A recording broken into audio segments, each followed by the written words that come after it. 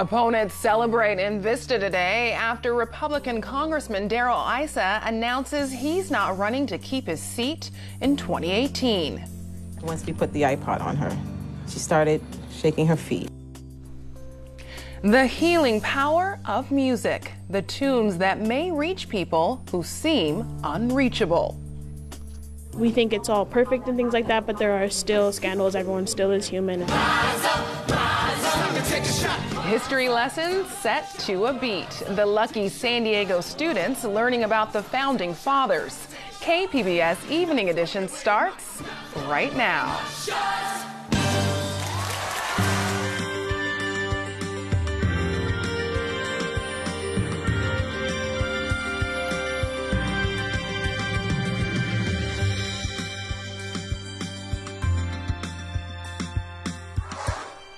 Good evening, and thanks for joining us. I'm Ebony Monet.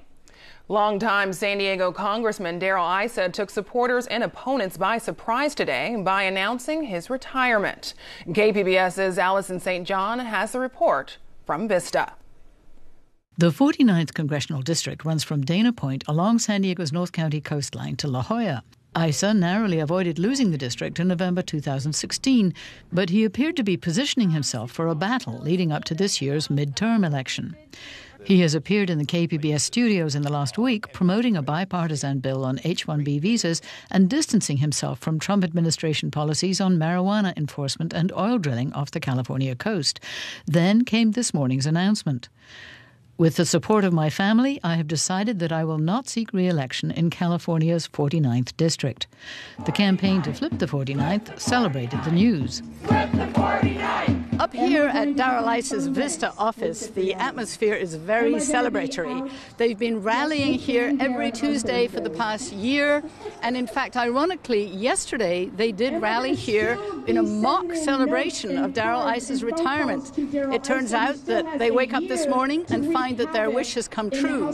So they are taking quite a bit of credit for this decision. Two of the four Democratic candidates running for the 49th seat were at the celebration. Sarah Jacobs is the youngest. She sees Issa's retirement as an opportunity for the next generation of leaders. People in Washington are so focused on fighting these old battles. They're so stuck in their ways, in the old ways of looking at things. But there are new ways to solve problems and new ways to think about things. Doug Applegate, who almost defeated Issa in November 2016, is hoping the Democratic Party will rally around him before the June primary. I think the Democratic Party needs to coalesce with one candidate within the next 60 days. Two other Democratic candidates are Paul Kerr of Rancho Santa Fe and Mike Levin of Orange County, who was in Washington, D.C. today talking to supporters. Ellen Montanari, who's been running the protest rallies outside Issa's office for the last year, says she thinks it'll be important for Democrats to unite behind one candidate after the June primary. I think what does matter is that after June, we all come together and we unite as one and we work, because there's already people announcing that they're going to run on the GOP side, and we have our work cut out for us. Thank you. And I think that's what's going to be most important for us, is to keep our eye on that ball. Allison St. John, KPBS News. Hours after Issa's announcement, Republican Assemblyman Rocky Chavez of Oceanside released a statement that he will run to replace Issa in the 49th District. The San Diego Union-Tribune is reporting a new step in the investigation into Representative Duncan Hunter's campaign spending. The UT reports a federal grand jury will hear testimony later this month. According to the report, a subpoena was issued to a business in Hunter's East County district. This is a separate issue from the expenses that came under scrutiny by the Federal Election Commission. In that case, Hunter later reimbursed his campaign and denied any intentional wrongdoing. The congressman has not made any comment on this latest reported development. Governor Jerry Brown released his proposed spending plan today, and like previous years, he's advocating for a robust rainy day fund. Brown is proposing $300 million in new spending next year, with the rest of the $6 billion surplus going to reserves. Brown says the next recession could be just around the corner. That's why it's so important that we prepare for that recession, not when it comes, but years before. And the only way you can prepare is to watch your spending each year and to build up the rainy day fund. So the key part of this budget is to fully fund the rainy day fund that the legislature unanimously voted for and the people of California voted for by a 70% vote. Governor Brown and lawmakers have 5 months to negotiate the budget before it's signed at the end of June. Governor Brown's proposed budget includes some modest increases in health care spending for the coming year. But KPBS health reporter Kenny Goldberg says some believe the governor could have done more. The proposed budget contains $233 million for increased payments to doctors and dentists who treat Medi-Cal patients. The budget also mentions that most of the health programs that were cut during the recession have been restored. Anthony Wright directs the nonprofit Health Access California. He says it's true that adults on Medi-Cal can once again get dental and vision coverage. But other services like podiatry, speech therapy, and others have been cut since 2009. We have not restored them, even though, we've had 9 years of a recovery. Wright says it would take only a fraction of the budget surplus to restore those benefits to Medi-Cal recipients. Kenny Goldberg, KPBS News. President Trump lashed out on Twitter today after a federal judge temporarily blocked him from ending the DACA program. Trump says the ruling shows how broken and unfair the court system is. The protections for young immigrants brought here as children were set to expire in March. A U.S. district judge granted a request by California and other plaintiffs to prevent Trump from ending the program while the lawsuits play out in court. California Attorney General Javier Becerra held a press conference today in Los Angeles to celebrate the ruling, but also to remind people that the injunction is only temporary. This is a huge step forward, but the fight is not over. I've said from the very beginning that DACA was fully legal. Now I'm more convinced that the courts will find that what Donald Trump and his administration did was not legal. The DACA program has about 800,000 participants, and about a quarter of them live here in California. San Diego County's Regional Transportation Agency is working its way through a $200 million program to improve the region's bike network. But KPBS Metro reporter Andrew Bowen says progress has been slow. Figures released this week show Sandag has spent $61 million on its highest priority bike projects. But more than 4 years after approving those projects, less than 4 miles of bike lanes have been completed. Sandag principal planner Linda Culp says much of the money has been spent on the early stages of the bike projects. A lot of them are in final design. A few of them are in the preliminary engineering and one in planning. So we're making progress, I would say. It's just, in terms of getting projects open, that's going to come over the next few years. One major project Sandag opened last year was a bike path along State Route 15 leading into Mission Valley. Bike advocates celebrated the project, but many are frustrated with slow progress on other projects. La Mesa City Councilman and bike advocate Colin Parent says Sandag has spent a lot of money with little to show for it, and that's troubling. And I think what it reflects is maybe perhaps too much time, money, and attention spent on the planning and community engagement and trying to make sure that everyone is comfortable with the projects that they're planning instead of just biting the bullet and making some improvements for bicycle safety. Now, many of Sandag's highest priority bike projects have been delayed several times, but a handful of them in San Diego's urban core are currently due to start construction this fall. Andrew Bowen, KPBS News. Getting tickets to the Broadway musical Hamilton isn't easy, but for thousands of San Diego high schoolers, all it took was a little learning. KPBS education reporter Megan Burks has more. More than 2,800 11th graders will fill the San Diego Civic Theater tomorrow for a matinee performance of Lin-Manuel Miranda's modern take on America's founding. stars tomorrow. The students are fresh off a U.S. history lesson inspired by Hamilton.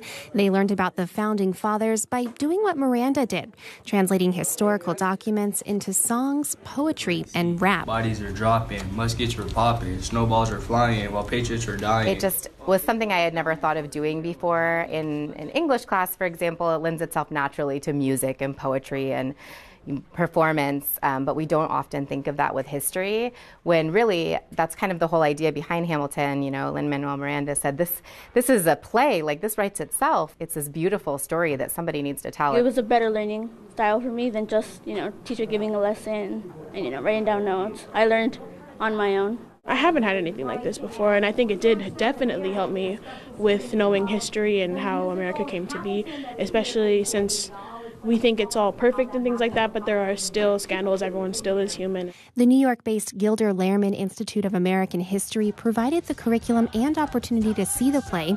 If that weren't special enough, the students will also get a Q&A with the cast, and a select few will get to perform their raps on stage. Megan Burks, KPBS News. A San Diego nursing home is using music therapy on patients once considered unreachable. They're severely brain damaged and kept alive with machines. iNews Source reporter Joanne Farian tells us how music is offering hope where once there was none. Wide. There you go. At 44 years old, Stephen Nelson has lived at the Villa Coronado Skilled Nursing Facility for almost 7 years. Are you having a hard time breathing? He was shot 5 times and beaten in a nightclub in San Diego. He is unable to move his body, except for his left hand. He doesn't speak. He's kept alive with breathing and feeding tubes. Good morning to you. Just how conscious Stephen is, how aware he is of his surroundings or even himself, is unclear. Something happens when Stephen listens to music. It makes him smile and calms him. Because there have been times when Stephen becomes so agitated he's fallen out of bed. He is one of 10 Villa Coronado residents with traumatic brain injury given an iPod as part of a statewide experiment. Researchers want to know whether music can replace antipsychotic drugs and restraints for nursing home residents prone to agitation. And so far, with Stephen, it seems to be working. Chris Walker runs Villa Coronado. We didn't really know what was going to happen until we started putting them on. He jumped at the chance to try something new on a patient population that receives little or no therapy. People who, for the most part, live the remainder of their lives in beds, unable to interact with the world around them. Sometimes it could be a smile. It could be the way they look at their loved ones when they hear the music. More than 4,500 men and women living in 300 California nursing homes are taking part in the study, which was designed for people with dementia. We're going to try to show an association between the use of the music program and whether or not it reduces their aggressive behavior, whether they can come off of their antipsychotic medication. Once we put the iPod on her, she started shaking her feet. The idea of using music in nursing homes took off after this documentary debuted a few years ago. Music has more ability to activate more parts of the brain than any other stimulus. And launched an international music and memory program in thousands of nursing homes. New research suggests music therapy could help with recovery in people with coma or in a vegetative state. It may even help diagnose consciousness, which continues to mystify scientists. Studies have consistently shown high rates of misdiagnoses in vegetative patients, indicating there is more likely a spectrum of consciousness. That is, they drift in and out. Carolyn Schnakers is an associate clinical professor in the Department of Psychiatry at UCLA. Her work has demonstrated a 40 to 50% error rate in determining consciousness. So half the time you might think that your patient is unconscious, though he is conscious or is showing signs of consciousness. This is mind-boggling. It's very challenging. The impact of misdiagnosis can affect medical treatment, end-of-life decisions, and it's especially important when it comes to predicting a patient's chances of recovery. You know that the patient that is in MCS, for example, minimally conscious state, have more chance, more likelihood to emerge or to get better than patients that are in vegetative state. In other words, if a patient is sometimes conscious, like Stephen, as opposed to never, there is hope. Stephen's mother, Gloria Hawkins. So what's his official diagnosis? He's in a vegetative state? Yep. That's it. Stephen's current physician is Dr. Ken Warm. He practices family medicine and admits the nursing home does not have the resources to evaluate patients for consciousness. So then his diagnosis of persistent vegetative state, is it actually relevant? Is it true still? It would be a lot of splitting of hairs because he's responding in a very limited fashion. After the interview, I asked Dr. Warm to check the latest notes and diagnosis on Stephen's chart. And I went and reviewed the criteria for persistent vegetative state, and it's very clear that he doesn't fit that. He said Stephen had made enough progress over the years that now he is more likely in a minimally conscious state. But it's difficult to know for certain. There's so much unknown about their cognitive function. Researchers at UC Davis plan to have initial results of their nursing home study by the end of the year. But regardless of whether music is able to replace medication, Deborah Bakarjian says she's certain it can improve quality of life. I was almost in tears doing this interview with an activities director at a nursing home who was sharing how excited they were at their nursing home about the response of the residents. And what he told me was they just come alive. That was Stephen before the shooting, singing to his grandmother on her birthday. Gloria Hawkins knows her son will never be this Stephen again, but she wonders whether, with more therapy, he might be capable of interacting with the world around him, outside of this nursing home bed, in a more meaningful way. She believes Stephen can hear and understand her. That's what keeps me going. I know he's in there. And she's certain he can hear the music. For KPBS, I'm iNewsSource reporter Joanne Farian. I'm Judy Woodruff. Tonight on the NewsHour, I sit down with two leading conservatives to discuss the president's accomplishments and challenges. Coming up at 7, right after Evening Edition on KPBS. The death toll due to mudslides in Montecito has risen to at least 17. Rescue crews reached for search for survivors today. 13 people are still missing. Firefighters and dogs combed through debris spread over about 30 square miles in Santa Barbara County. 100 homes are believed to be destroyed. A San Diego Coast Guard crew rescued a family caught in that mudslide from their roof.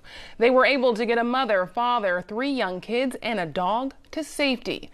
A team from San Diego Fire and Rescue is also on their way to Santa Barbara to help with rescue and recovery efforts there. A mild and sunny day across the county after a rainy start to the week. Erin Calandra has the full forecast.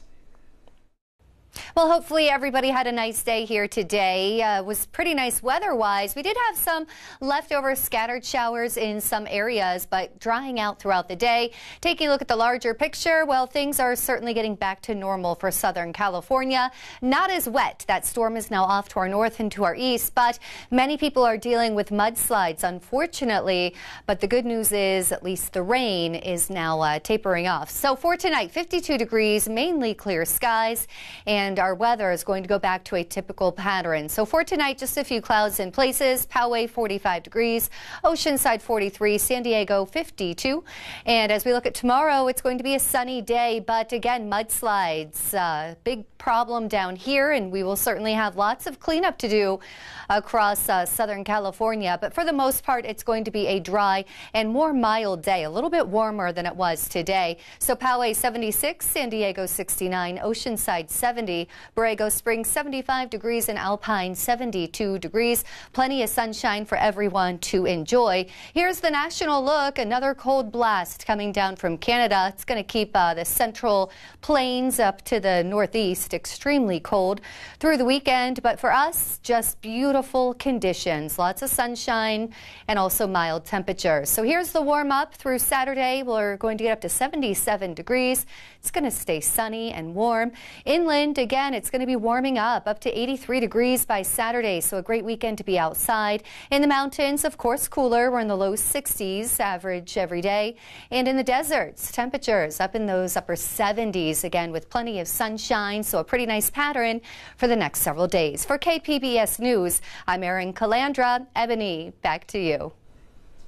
San Diego Zoo researchers are working to save a critically endangered rhino species that's teetering on extinction. They're using southern white rhinos in a last-ditch effort to save northern white rhinos. KPBS reporter Eric Anderson found this story last summer. The 6 female southern white rhinos arrived in San Diego with high expectations. I remember, going over to Africa to be the first one from our team to meet them. Steve Metzler remembers that long airline flight from South Africa in 2015. The crates carried more than just rhinoceroses. They carried hope that there was still a chance to keep the closely related northern white rhino from going extinct. There are animals that have been here for millions of years, and we're at the verge of seeing them disappear. After all of that longevity, we're the reason that they're starting to disappear. Poaching snuffed out the wild populations, and age is taking its toll on the survivors in captivity. There are only 3 living northern whites. The last one to live at the safari park died in 2015. Keepers open a heavy metal gate in an off-exhibit area. Marco Zeno shouts an encouraging word to the largest rhino in the group. Good girl, why don't you come right over here? The animal lumbers from one enclosure to another. Amani is the first of 6 females to be inseminated artificially with southern white sperm. If it works, it's a major step toward saving the northern white rhino species. Give me your nose. Zeno pokes an open hand through a thick wire fence, encouraging an up-close visit. It's remarkable that these animals that were essentially wild when they came in, after just about 3 months, were hand-feeding and being really calm around people and have no reason to be afraid, and now they're really great. They do anything we need them to. That includes standing still for shots and taking blood. The animals have also been taught to accept regular ultrasounds. Livia plods into a secure chute. Once a week, the Institute for Conservation Research's Barbara Durant and Parker Pennington examine the rhino's reproductive tract. But this ultrasound isn't what you might expect. There is no application of cold jelly as the doctor manipulates the ultrasound wand on the outside of the tummy. This wand is encased in plastic piping, and it goes inside the animal. Pennington moves the device into place just above the rhino's narrow and curvy reproductive tract. She looks at the portable ultrasound screen and snaps pictures as needed. I'm going to measure some of those too. Durant says the idea is to regularly check in on the animal's reproductive organs. So we go in with an ultrasound probe and we look at the uterine horns, we look at the ovaries, and we're looking at the structures on the ovaries. And the structures we're looking for are the follicles, which are the growing eggs, the structure that holds the egg. Durant is, in essence, writing the book on the rhino's reproductive cycle because this research isn't happening anywhere else. You see this? That's fluid in there. And there's hope that what they learn will allow for an unprecedented successful artificial insemination. As the researchers strain to get the information they need, Livia calmly munches on treats offered by her trainer. There is no sedation.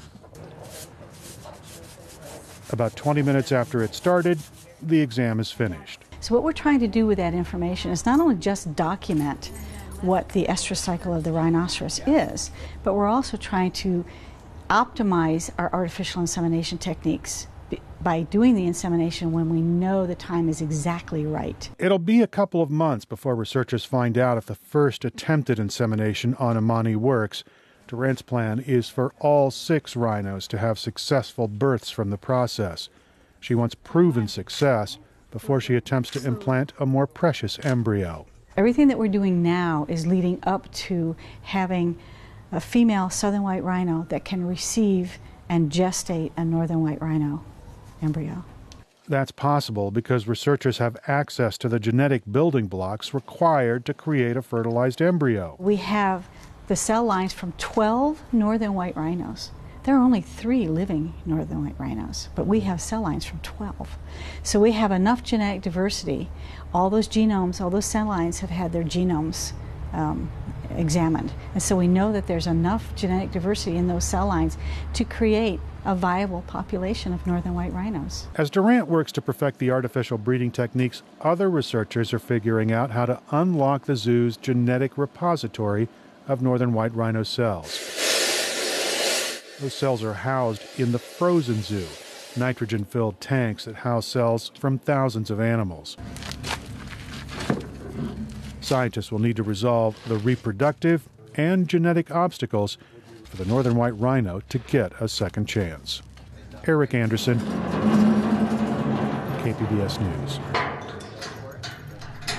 You can find tonight's stories on our website, kpbs.org/evening edition. Thanks for joining us. Have a great night.